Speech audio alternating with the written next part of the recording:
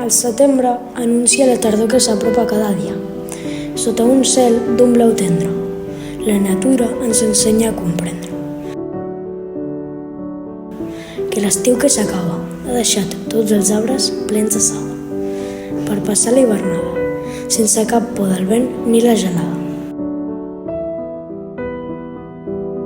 Com si fos un emblema, pel setembre comença la verema i el pampol del convida a renovar la força de la vida.